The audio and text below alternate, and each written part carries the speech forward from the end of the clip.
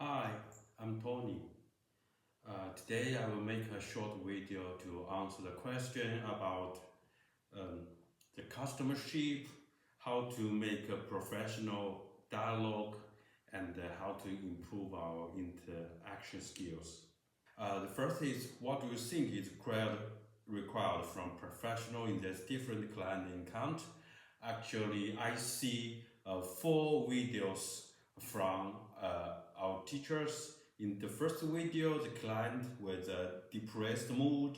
In the second video, the client was talkative and very excited about the situation. And in the third one, the client was reluctant to speak and she was very depressed.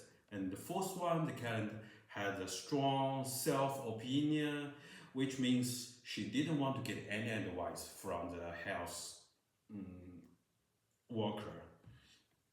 So from all this video, we can learn that during the situation of the previous video we meet, and the customers in this video shows no matter what kind of client of a professional nurse will encounter, as a professional first should be active listening. So during the previous situation discussed, no matter what kind of client a professional nurse will encounter, the professional first should be active listening, which means SOLER is a short letter of five situations. SOLER. S is for sitting facing to the client. O is use open gesture. L is for leaning towards the client. E is for maintaining good eye contact, and R is for maintaining a relaxing gesture.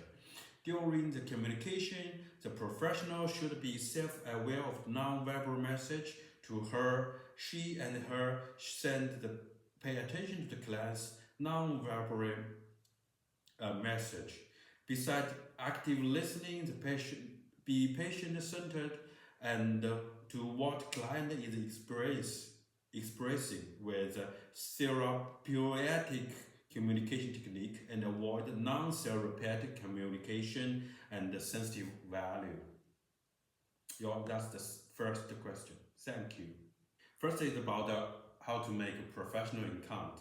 When the question is what factors contribute to establishment of a trust relationship, this factor includes politeness, acknowledge client, introduce himself or herself, attitude towards client, kindly and warmly speaking and answering questions, with professional skills in communication and client treatment. All the above mentioned facts could help to establish a trustful relationship. Next question is, what is the relationship between power and trust? Both power and trust will lead to obedience. Under power, someone must obey the rule or requirement, whether they like it or not, due to the enforcement of the power. And through the contrast, in the trust, people cooperate and obey the rulers or arrangement with his or her own will and are obliged to do so.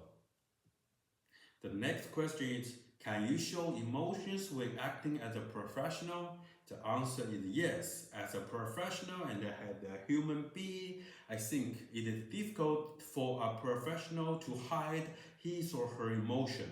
However, showing emotions could be a professional way with a therapeutic technique. For example, a nurse should show empathy to the client, feel sadness and compassion, but should not express aggressive defense and argument. Next question is about the customer-oriented approach. What are the key factors in customer-oriented approach? It includes needs, values, health goals, and autonomy. Next question is about professional dialogue. First question is, what is the difference between discussing and dialogue? I think discussing has a goal such as to reach the same opinion at the end of discuss. Dialogue doesn't have to reach such a point. In discussion, one side must listen to the others, give each other a chance to express themselves. Two sides are equal position in a discuss. But in a dialogue, it could be only one side to show more opinions and make the decisions.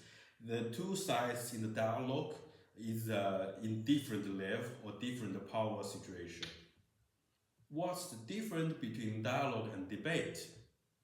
In a debate, two sides could in opposite opinion and try to convince the others and try to make the other side accept an idea or an opinion so that the debate could reach a result or end in different opinions. In a dialogue, two sides are in a more equal and more peaceful relationship about ideas and opinions.